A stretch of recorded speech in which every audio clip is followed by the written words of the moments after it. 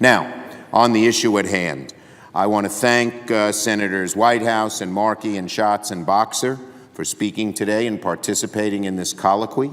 I join my colleagues in appealing for meaningful action on climate change from this body, which thus far has been stymied by my friends on the other side of the aisle on behalf of special interests. And that is an absolute shame. Climate change is one of the defining challenges of our time.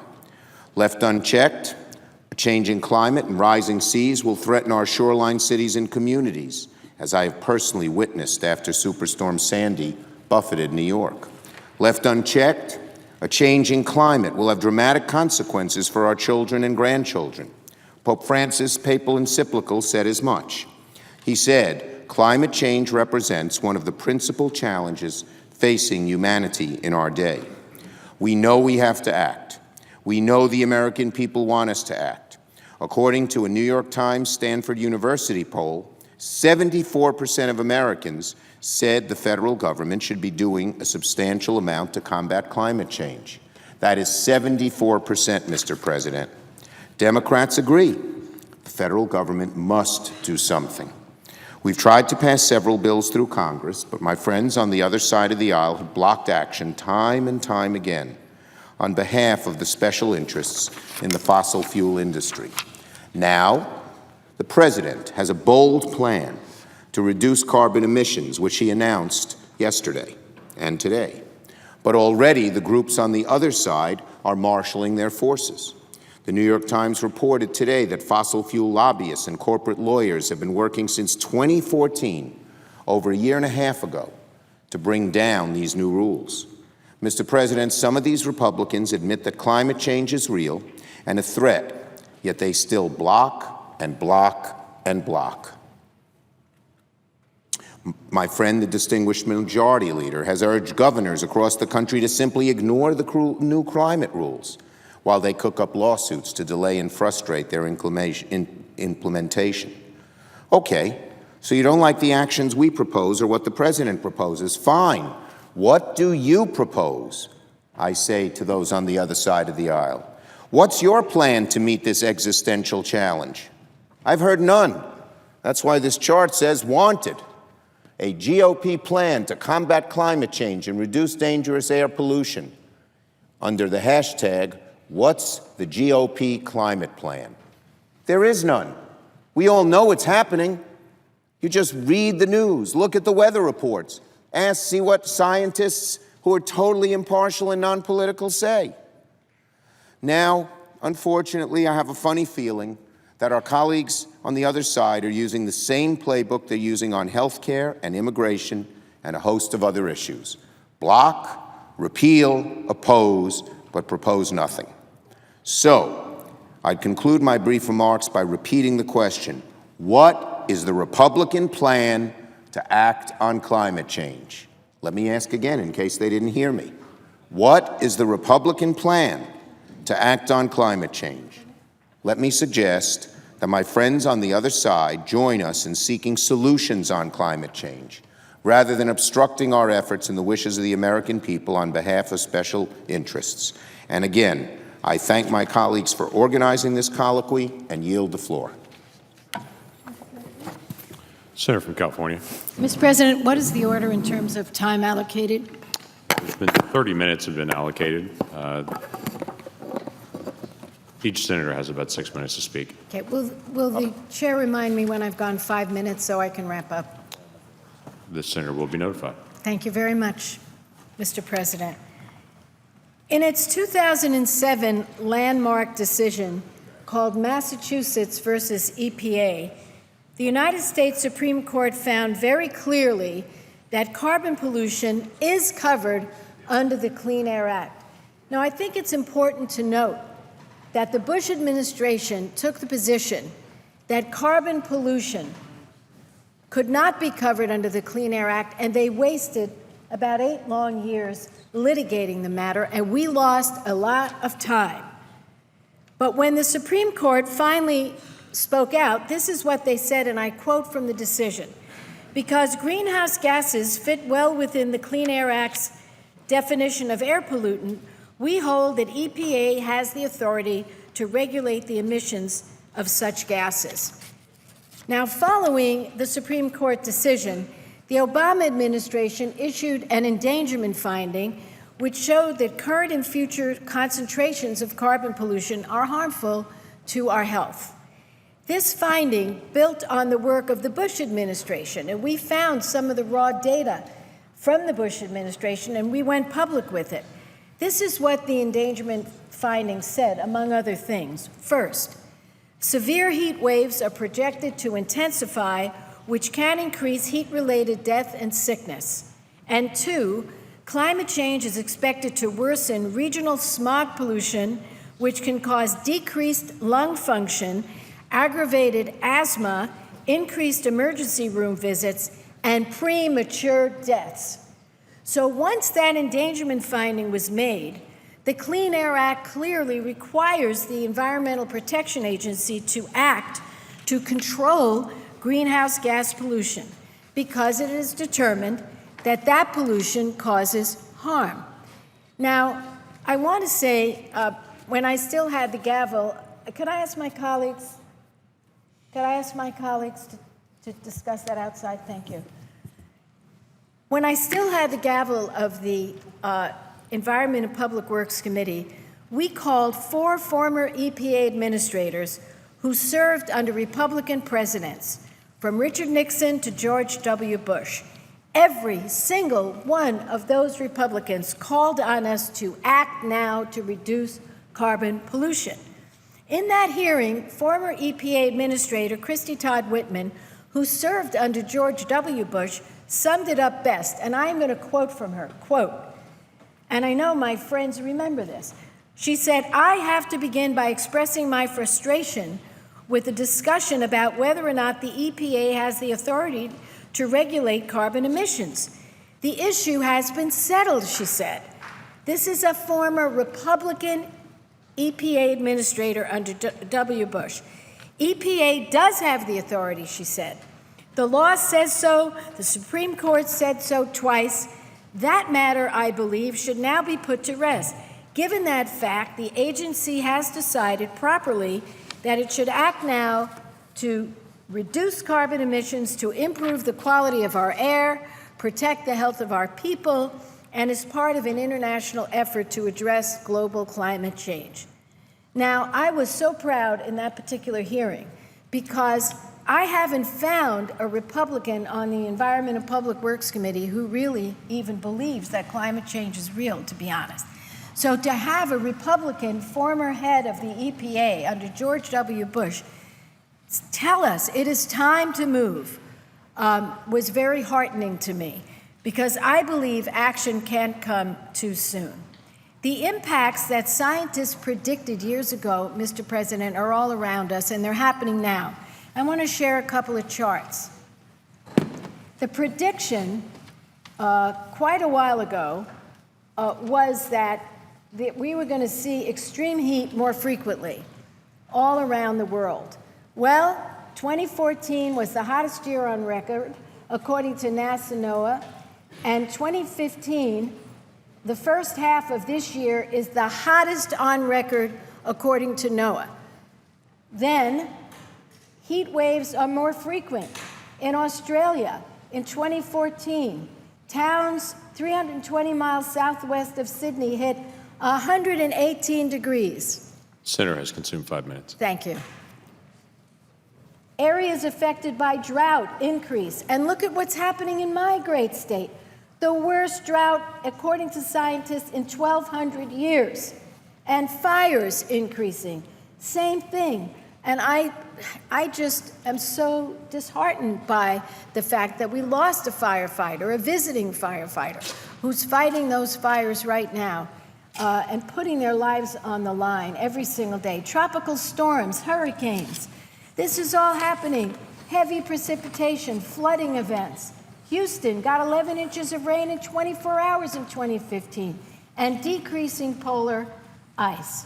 So, and in addition, rising sea levels. So I will close with this.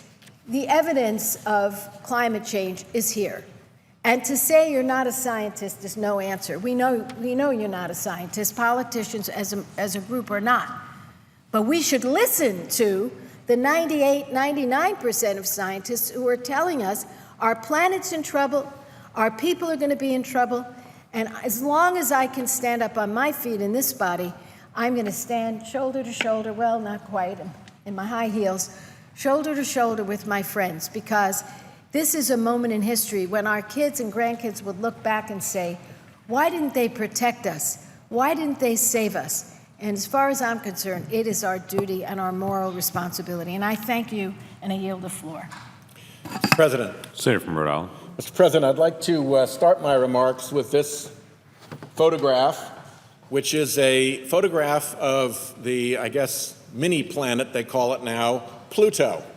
Why do I start remarks on climate change and carbon pollution with a picture of Pluto? I do so because of the amazing achievement that it was for our NASA scientists to fly a craft close enough to Pluto to take that picture. That's a heck of an accomplishment by our American NASA scientists. It's not their only one. While this craft was shooting by Pluto, taking these pictures, they had a rover rolling around on the surface of Mars. They sent a vehicle the size of an SUV to the surface of Mars and are driving it around.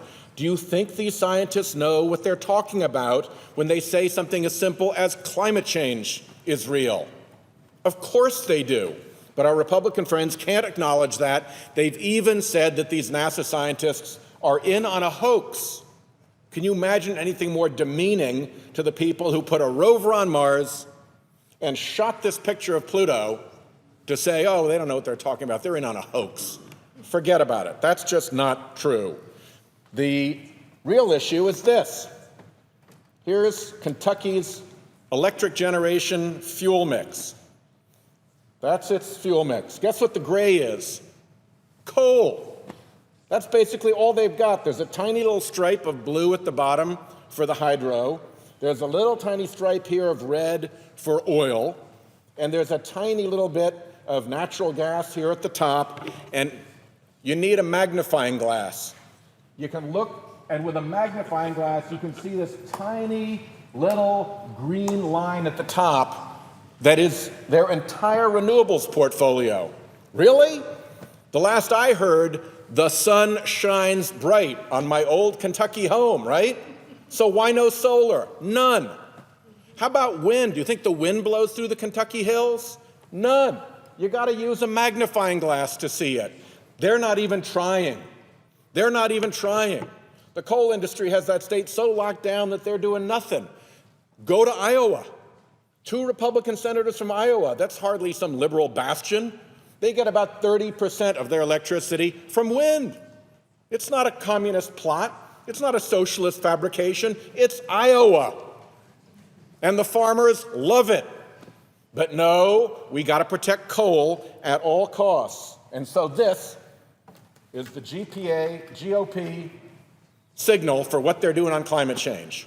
I think it would probably be wise to take out the smile and actually put a little band of, tape over the mouth so that it's clear that nobody's allowed to say a word. But this is really, this is astonishing. Here we are in which every state, just ask your home state university if climate change is real. You don't have to go far. Ask the University of Kentucky. Ask the University of Louisville. Ask your home state university. They know. Everybody knows. The problem is the coal industry and the Koch brothers have got this place locked down. And it's ridiculous. They've pledged to spend $889 million in this election, the Koch brothers, through this group called Americans for Prosperity. And they have also said, and I quote, anybody who crosses us on climate change will be at a severe disadvantage. When you're swinging a $900 million political club, and you're telling folks, disagree with us and you'll be at a severe disadvantage, this is what you get. No plan on climate change. You're going to hear endless complaining from our friends on the other side about the president's plan. What are you not going to hear? What's their plan? What's the alternative? What have you got? Because if you got nothing, if you got nada, zip, You really got to get into this conversation, because even your own Republican young voters are demanding it. Republican voters under the age of 35 think that climate denial is ignorant, out of touch, or crazy. Their words in the poll, not mine. So it's time we broke through. It's time the majority leader got away from this 100% coal situation that he's defending, allowed the future to take place, and allowed a conversation to take place here in the Senate. We're ready for it. We're ready for it. And I'll yield the floor to my wonderful colleague, Senator Markey, who's been working on this a good deal longer than I have.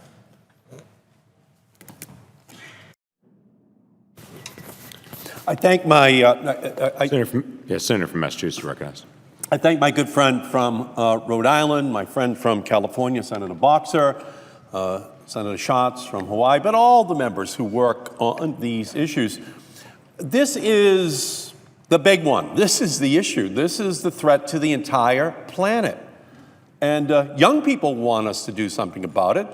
They're wondering when the older generation is finally going to get around to do something about it, from moving to sending pollution up into the air to moving to clean energy, moving to new energy technologies. So as they look at this, they look at coal, they look at a 19th century technology, coal, and they say, when are we moving to the new era? Well, that's a good question, because in 2005, in the United States of America, we deployed a grand total of 79 megawatts of solar.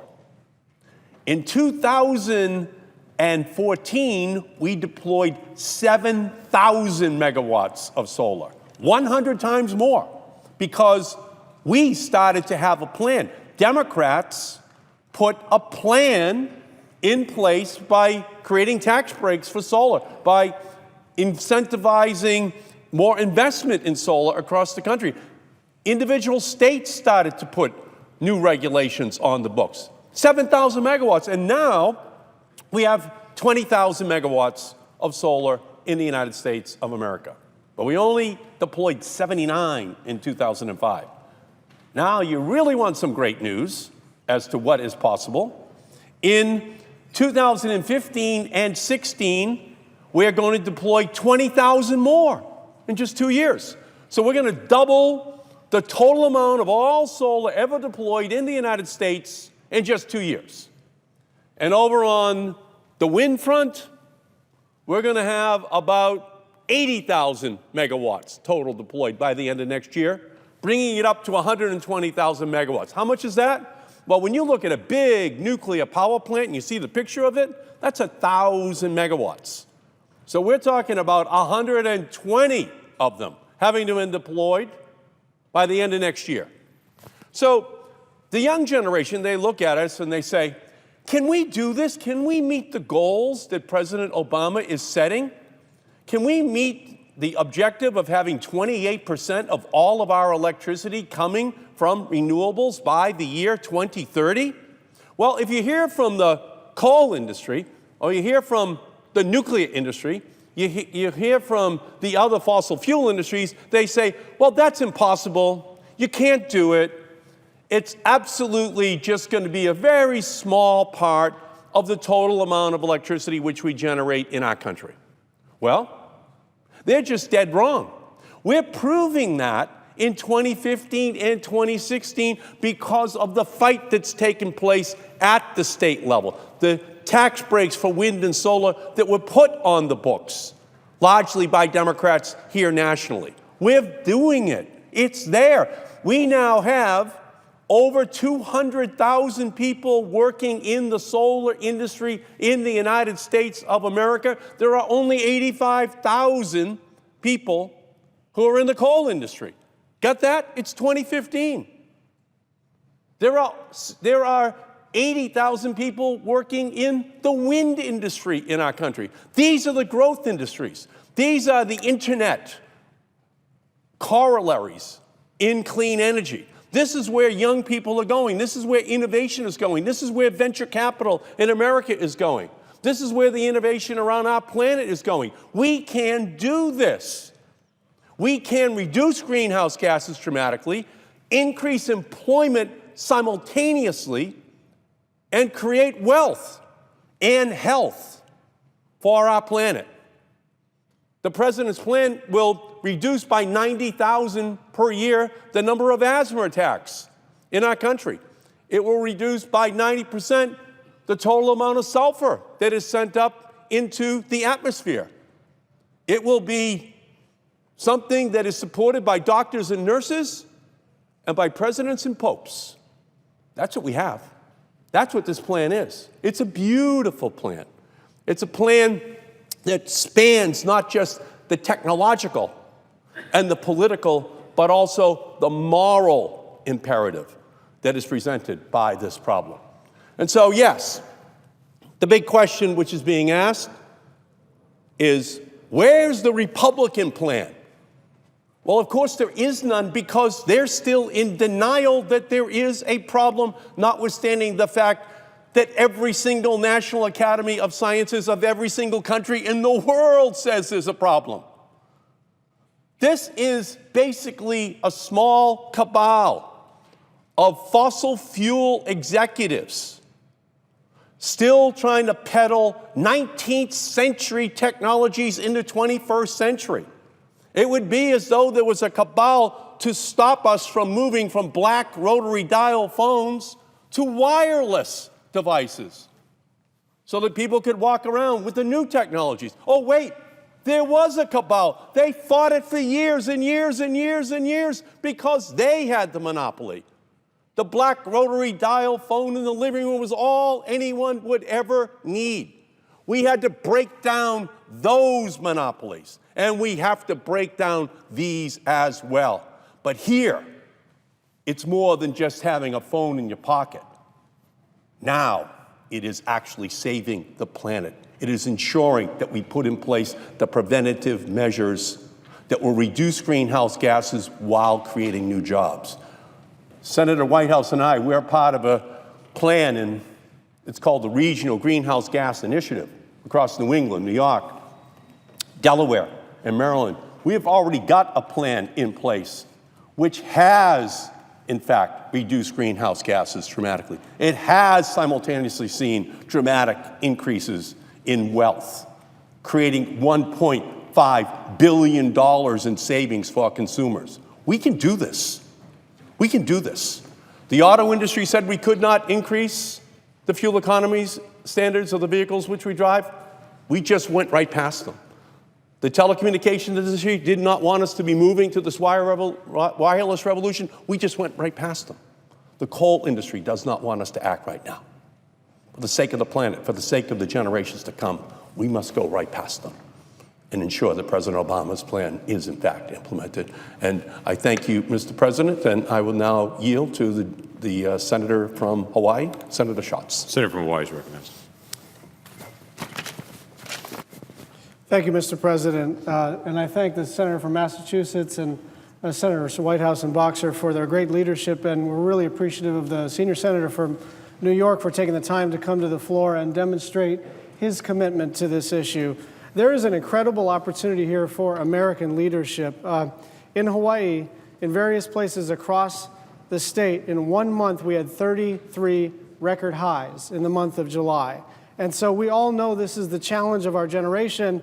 And we all know that the next most important step is the full implementation of the President's Clean Power Plan. And I'd like to make a couple of points about the particulars of the plan. The first is that this is really done well. Normally, regulatory functions can be a blunt instrument. They can be a little less than careful in terms of how they're going to impact economies. But this is done with great precision, with great care, and with great interaction with the incumbent utility companies and distribution and generation companies. And so this is done with enough flexibility to say whatever your mix in terms of energy, we're not going to dictate exactly how you do it at a power plant level, at a county level, at a city level. All we're saying is you have to meet these targets.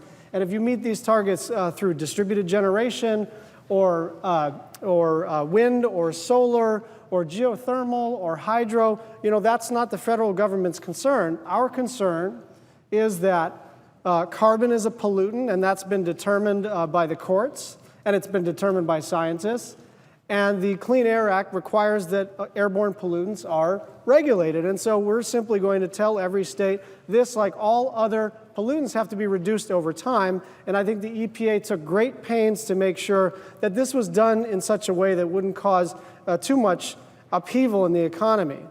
This is legally sound. There's just no question about it that the EPA doesn't just have the authority, the discretion to move forward with carbon pollution regulations, but they're actually required to under the last Supreme Court decision. And it is doable. Hawaii has a 100% clean energy goal. The Northeast has its RGGI program. California has a cap and trade program, and all of our economies continue to grow. It's not that individuals and companies don't continue to have their challenges, but it's not because of our leaning forward into clean energy. And I want to make one point about the kind of layering of obstruction. The first layer, which I think we've been successful in the last 6 months of breaking through, is this whole, I'm not sure whether or not climate change is real. And then they sort of pivoted to, well, I'm not a scientist, so I don't think that's going to last for very long, but I think the next layer of obstruction is going to be, I think climate change is real. I'm not sure what percentage of climate change is caused by humans and how much of it is naturally occurring. I think we will be able to punch through that opposition, but the next layer of opposition will be this. America should wait.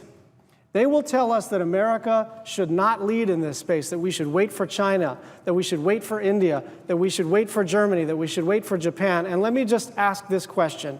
Since when does the United States wait for other countries to lead? This is the challenge of our generation, and it strikes me as preposterous that anybody who believes in American leadership would be willing to say, let's see what other countries do about this problem first. Why don't we give this a few years? We don't have a few years. This is an incredible opportunity for America to display the leadership that it has always displayed in the international community.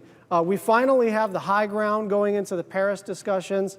We are on legally sound ground. We are on morally sound ground. And I think politically, we are increasingly on sound ground. And so I'm in full support of the President's Clean Power Plan.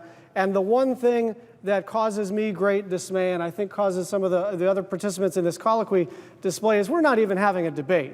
This is the Democrats asking for you to come down to the floor and disagree with us, disagree with the President, disagree with Gina McCarthy, tell Sheldon and myself that our bill is a piece of garbage and this is what should be done instead. But let's have the great debate in the world's greatest deliberative body. Right now, it's entirely one-sided, and if we're going to display American leadership, we need some Republican leadership as well. Would the senator yield for a question?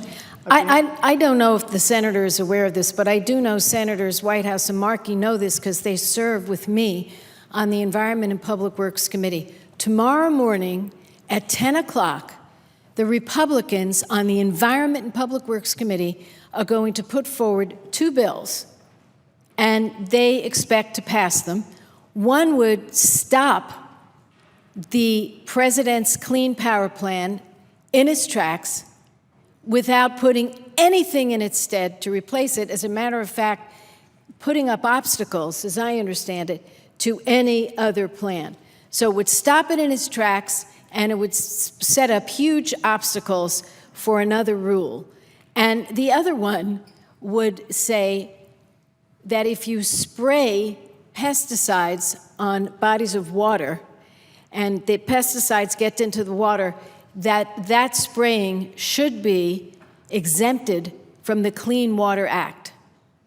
I mean, it pains me to say that this is coming from the Environment Committee. Why don't they just rename it the Anti-Environment Committee when they're in charge?